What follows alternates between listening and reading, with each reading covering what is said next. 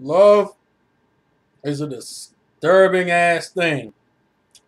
Let's talk about it.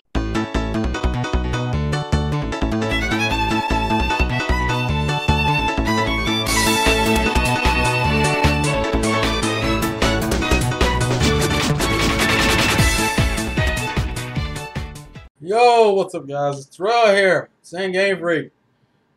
Durarara Season 2, Part 2, Episode 2, review. Woo! Alright, so this is one of those episodes. I don't see the way Season 2 is started makes me think that we're not even going to get into like some shit until later, which would make sense considering if you look at the ending, the characters you would think would be major players aren't major players. Like fucking Chikage's in the back. I thought Chikage would be way more in the forefront because we still have the dollars and Tomomaru shit going on. Apparently that's not relevant. We also get an explanation to why Verona is fine, but Sloane seems out of the picture.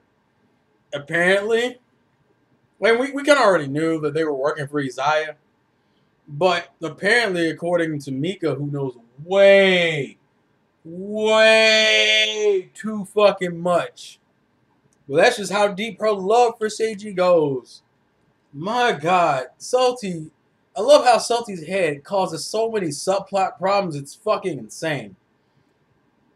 So, apparently, Sloane was more heavily involved with Izaya than Verona was. And obviously, if Yodo Giri is going after Izaya, of course he would get Verona and Sloane fucked up. The only thing that saved Verona is the fact that Verona has ties with, you know, Simon and the sushi guys and Igor and whatnot. So he's safe. I mean, she's fine. Sloane probably is dead.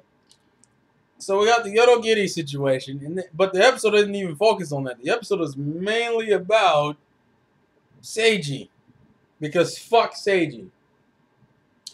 So Namine apparently has been hiring Izaya's sisters to go fucking spy on them. And Mika was probably aware of that too, because Mika apparently is way more capable than people give her credit for. She is disturbingly capable. And although her reasoning for all of it still boils down to being crazy infatuation. So we got Namine, who wants to... It was weird because throughout the episode, it went from this weird wanting to kill her to like burning to just making her look different.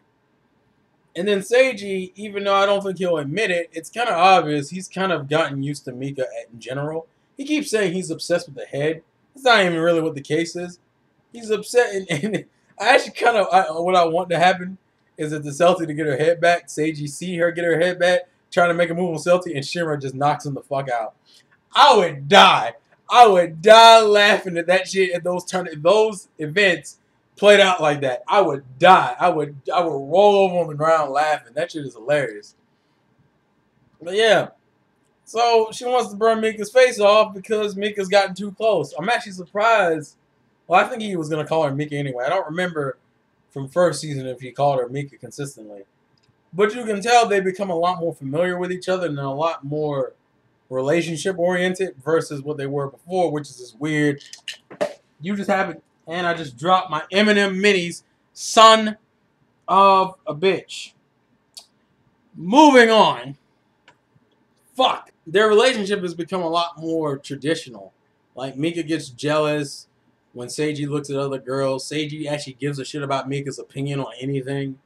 They've become a lot more normalized, just not completely normalized because they're still like, oh, you just love Seiji.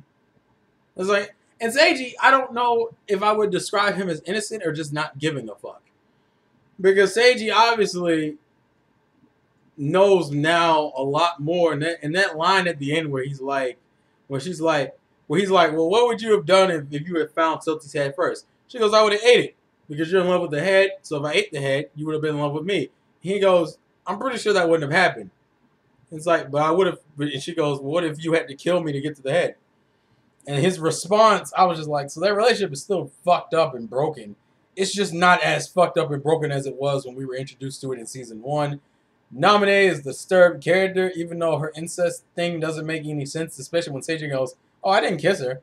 I just put my lips in between her.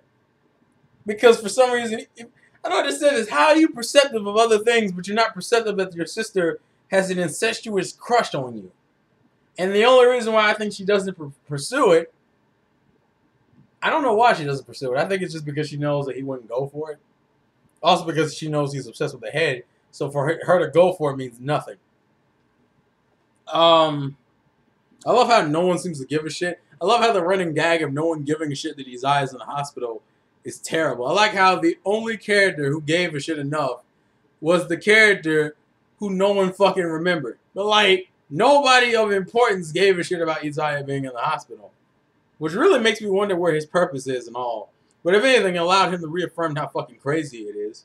He is. Most of the episode was revolved around Seiji and Mika and Namine, so there's not really too much to talk about. We know it takes place literally the same time period as last episode, so we haven't even moved forward a day yet.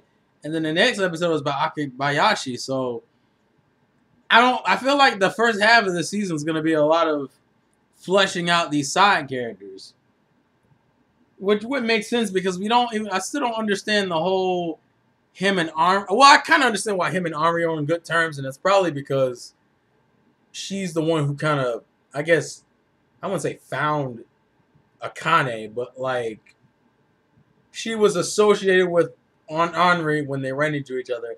And I also thought that Minka's statement about Mikado not making Henri cry, it was like, what do you know? And then you find out she knows every fucking thing. I'm actually surprised at how much she knows. It's actually disturbing. We get like a nice moment with Tom and Shizuo. Some funny moments with Verona. Most of this episode was just how fucking crazy Mika and Namine are. Although, I probably would say Mika's probably the least crazy of the two.